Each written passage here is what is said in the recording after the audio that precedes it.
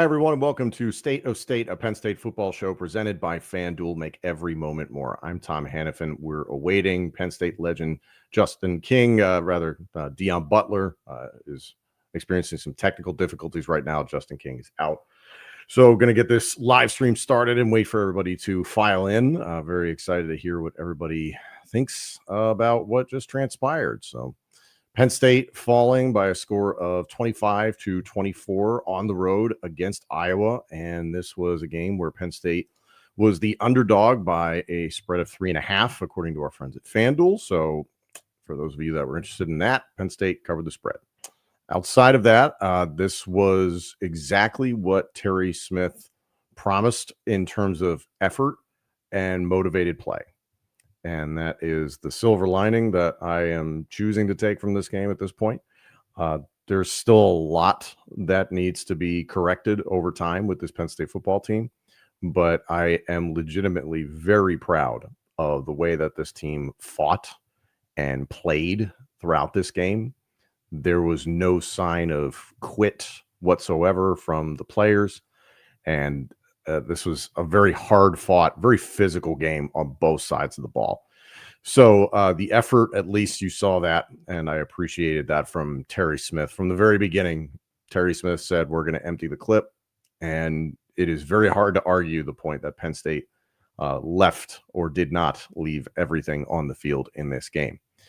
So I want to get your comments and your thoughts in this as we await Deon Butler here dealing with some technical difficulties. Apologies. We were very excited to get him on the show, so hopefully he'll be able to join us here momentarily. But want to dive into some of the reaction from this game in general. I think you have to start with the offense of Penn State. This was one of the more confusing game plans I think I've seen under Andy Kotelnicki in his time at Penn State. I think that has to be called into question. It was talked about a lot during the broadcast that the two quarterback system, the dual threat quarterback usage was something that Andy Kotelnicki did a lot of in his time at Kansas, and that this must have been a circumstance where he felt like he could empty the clip and dive deep into his playbook. The unfortunate part is the capability of the two primary quarterbacks, Ethan Grunkemeyer and Jackson Smolik. It just wasn't there. Ethan Grunkemeyer looked like a true freshman. He had aggression. He was decisive at times. He certainly did everything to elongate plays, but he looked like a true freshman. And that's exactly what he is right now. For all of the comparisons that had been said about his arm to Drew Allers and his legs to Bo Perbula, he's certainly mobile. He certainly does have some arm talent, but his decision-making process is extremely immature right now. He was one read deer in headlights for most of the night, and that is not entirely on him. That is having a handful of days to get ready for your very first start, a road game at Iowa. Very, very difficult circumstance. So I did not like the way that Andy Kotelnicki called this game. You saw a variety of Penn State media pundits and Letterman, the likes of Jahan Dotson and Al Robinson, talking about the endless barrage of gimmicks and gadgets within this offense. And it just doesn't work at this level. I thought we had learned that lesson about halfway through last year. Tyler Warren erased a lot of those things. But Andy Kotelnicki, the way that he called this game, it did not necessarily set up Penn State for success, in my opinion. I want to get to some of your comments here, taking a look at this game. Melinda, how ready is the four-string quarterback to be one play away from being in the game? Melinda, that's an outstanding point because Drew Aller went out, and we expected a significant drop-off. So that should tell you how talented Drew Aller is. But when you start running both your 2 and 3 quarterbacks and you're risking their health through the entire game, you're entertaining a situation, exactly what you said there, Melinda, where Jack Lambert might have been asked to come into the game. And you saw how Ethan Grunkemeyer looked in this game. Grunkemeyer finished 15 of 28, 93 yards passing, 2 interceptions. One of those was essentially a punt, so no one's losing sleep over that. But one of those interceptions was just a bad decision, gets tipped, and it's a positive play for Iowa that nearly went for a touchdown. And then you saw Ethan Grunkemeyer running the ball 6 times, took some sacks in this game, took 1 sack, bunch of tackles for loss in this game. So his rushing total is nothing to write home about, but 6 overall carries in this game. So yeah, the decision-making process to decide to run both of your second and third string quarterbacks consistently, I did not like that. And then Jackson Smolik, I would have to speculate that Penn State doesn't have any faith in him to throw the football. He had 4 rushing attempts, statistically speaking, for 3 yards. And I don't think there was any need for that. There did not appear to be a need for a Jackson Smolik package a la Bo Perbula, and it did not look like it made much of a difference in this game. Maddie getting in here. Thank God for Katron. 100%. 28 carries, 145 yards. 2 touchdowns, was averaging 5.2 yards per carry, a long of 30 in this game. Nick Singleton only had 6 carries for 15 yards. And that was kind of what Penn State fans had been calling for most of this season. And from what we've learned now in the autopsy of James Franklin's firing, was something that James Franklin was very loyal to his players, and he had been committed for a long time for Katron Allen and Nick Singleton to split carries virtually evenly. And even when it became very obvious that Katron Allen was far more productive than Nick Singleton, James Franklin stuck to that. And now that James Franklin is out, obviously changes in decision-making. You saw a much more concerted effort, very lopsided in favor of Katron Allen. So, yeah, that Katron Allen single-handedly kept Penn State's offense alive, and credit to the offensive line in this game. They had their struggles, certainly, throughout this game. But in the end, 173 yards rushing, roughly 4 yards per carry, and the 2 rushing touchdowns we talked about with Katron. So the offensive line looked better. You had Anthony Donko in at right guard. You had TJ Shanahan Jr. in at left guard because Vega Ioane was ruled out before the game. So one can only imagine what this game would have looked like if Penn State had its full complement of offensive linemen, Vega Ioane, especially that road grader at left guard. Maddie went on to say here, can't wait for the new staff. So tired of the Andy Kotelnicki offense. Maddie, I share your frustration. At this point, I would be shocked if Andy Kotelnicki was back at Penn State in 2026. I don't know what his contractual situation is off the top of my head, but this offense just does not work at the Big Ten level. This will work in the Big 12, not in the Big Ten. Sorry. Broden here saying they played hard. They absolutely did. Melinda, I listened to the game and I was impressed with the effort. I was also impressed with it. Broden, a lot of wasted plays, swapping the quarterbacks, though. I hope that was the last we see of it. Here's the challenge is now you go into a bye week. And you can sit with all of the thoughts and all of the emotions of this past week for the next 2 weeks before you go on the road to play the best team in college football, the Ohio State Buckeyes. So being able to have narrowly pulled out a victory here against Iowa would have propelled you into a week of healing mentally and emotionally in a positive fashion, and now you don't have that. So this was a hard-fought game, though. I give a lot of credit to the players. The way that Pat Kraft talked about it earlier on this week, Terry Smith talked about it as well, is trying to support the players as best you can. So tremendous shout-out to all the fans that made the trip out to Iowa City to try and support the team. Just really difficult circumstance. Maddie went on to say, played better than I thought. Can't expect much from true freshman first game, especially with Andy Kotelnicki at offensive coordinator. I'll say this, it was a far cry from the Taquan Roberson game years ago.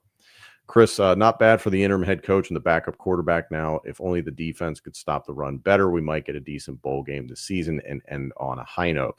I owe an apology to Iowa fans. I did not give the Iowa offensive line its flowers.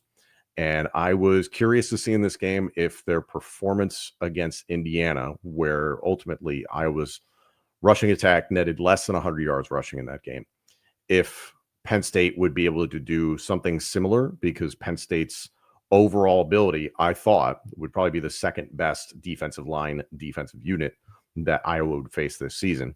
And I was wrong. So Iowa fans, I'm happy to eat crow on that one. That is a hell of an offensive line.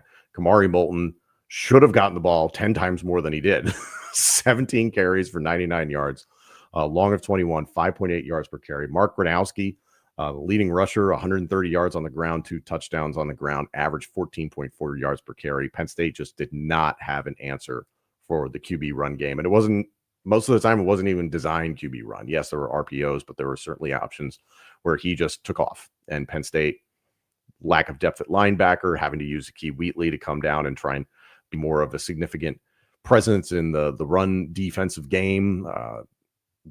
Penn State doesn't have an answer for a mobile quarterback. I think that's been proven now for 4 consecutive weeks against Dante Moore, Nico Iamaleava. And not to say that Preston Stone gashed Penn State, but you've got 3 out of 4 teams there who have mobile quarterbacks who can hurt you. And that, I think, those secrets out for quite a while here on Penn State. Defensively, that is. Melinda, I have a personal objection to a streaming service trying to force people to buy their service for a year just to watch one game. I'll say this, that production quality for Peacock was absolutely terrible. There's no audio for the entire introduction to the game. Bad camera work, like just everything about it was just not good. I was very surprised overall. Shane's first game in a tough environment. He did well. The circumstances just dislike the calls. It made it tougher.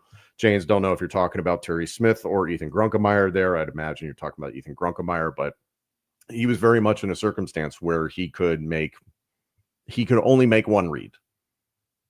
That was very clear. He could make one read and then he would take off and run. And like all young quarterbacks, held onto the ball way too long. And when he got into a situation where he had to extend a play or try to extend a play, he would throw the ball into traffic, into a dangerous situation, or he'd throw it out of bounds and he would risk a grounding penalty. It's just immaturity, unfortunately. Melinda actually thought 2 quarterbacks was a decent way to take pressure off of Grunk. It did, and it didn't. It just didn't allow Grunkemeyer to get into any rhythm, unfortunately, in this game. Chris, really don't understand why Andy Kotelnicki was gimmicky going back and forth between 2 inexperienced quarterbacks, and the defense is having trouble stopping the run at this point. Chris, to your question, as I mentioned before, this is what Andy Kotelnicki did at Kansas. He had Jalen Daniels and Jason Beam, and those were 2 more talented quarterbacks than what Penn State has right now. And he was able to do a lot with the surrounding cast there, but it was also the Big 12. So 2 years ago, he was able to get away with this stuff in an inferior league. Most of what he does, it's a lot of movement and window dressing, and you just pretty much have to stay focused on one particular thing. It's basically the cup game you see when you go to a baseball stadium and there's 3 cups and it's where's the ball. You just have to focus. It's a smart, disciplined defense like you played tonight against Iowa. Sniffs that stuff out pretty quickly. The secret's been out for about a year now within the Big Ten about what he's like. Chris went on to say, at this point, Katron Allen has proven to me he's running back 1 this season. No offense to Singleton, but Allen is getting the job done. Feed K-Train. Yeah, I was feeling this way about midway through last year. Melinda, once again, Baroden, that's a fair point, as is the point of risking both of them. Yep, I wouldn't have risked both your quarterbacks when you're down that bad. Maddie, it's like Andy Kotelnicki was trying everything Franklin wouldn't let him run earlier in the year. Pretty much, yeah. And you could understand a circumstance. Again, I don't know the inner workings of what went on this week with the coaching staff, but you can understand a circumstance where in the past, James Franklin has said the offensive coordinator is the head coach of the offense and defensive coordinator is head coach of the defense. So with Terry Smith taking over this week, I wouldn't expect Tony Rojas. I wouldn't expect Terry Smith to barge into the respective offices of Andy Kotelnicki and Jim Knowles and tear up a game plan or something like that. I was going to say, hey, we're going to put faith in our individual guys. You guys handle the offense, you guys handle the defense, and we'll make corrections. So this next week, 2 weeks, is where hopefully you see the corrections. Let's see. Any idea or guess how badly Smolik is hurt? I have not seen anything at this point in time, but we'll see if there's any information that comes out post game. I imagine Terry Smith will be speaking momentarily or is speaking right now. Maddie, Freudian slip. You're talking about missing Tony Rojas. Yep, you absolutely missed Tony Rojas. The lack of depth at linebacker is alarming. Shout out to Zakee Wheatley. The interception on the first drive of the game against Iowa was spectacular and set up Penn State for success. Zakee Wheatley led the team in total tackles with 10, an interception, and a quarterback hurry. What they're doing with Zakee Wheatley is a logical attempt to supplement the lack of ability at the linebacker position, but then it's also taking away from what Penn State's able to do in the secondary in terms of coverage. Luckily, in this game, Mark Gronowski was 10 of 16 for 68 yards passing and the interception that we talked about to Zakee Wheatley. So the passing threat was not significant here against Iowa, so it wouldn't break your back. In 2 weeks, the passing threat is going to be significant with Ohio State. In 3 weeks, the passing threat is going to be significant with Indiana. So there's a lot that Penn State is going to have to figure out, and Jim Knowles especially. Chris here. Tom, do you think aside from a new head coach, then we're going to need a new quarterback in the transfer portal or something? No disrespect to either quarterback we have. Just curious if we need a more mobile one. I was feeling this way in the offseason when you started to hear the questions of, well, who's the backup quarterback? Because we were so fortunate for the last few years with Bo Prabula that it was just obvious who the backup quarterback was, and you felt confident in him. You saw Bo get in the game like that. There were legitimate concerns going into this season and then projecting ahead to 26 and 27. Hey, we're hearing about this being an open competition for quarterback number 2 into 2026. So it doesn't instill a lot of confidence. I'm of the mind, yeah, there might be a transfer portal quarterback starting for Penn State in 2026. I don't think Ethan Grunkemeyer is bad. It's just like this is the first time we've gotten to see him start, and it was on the road. This is his very first start. So like, it's really hard to be super critical of a true freshman.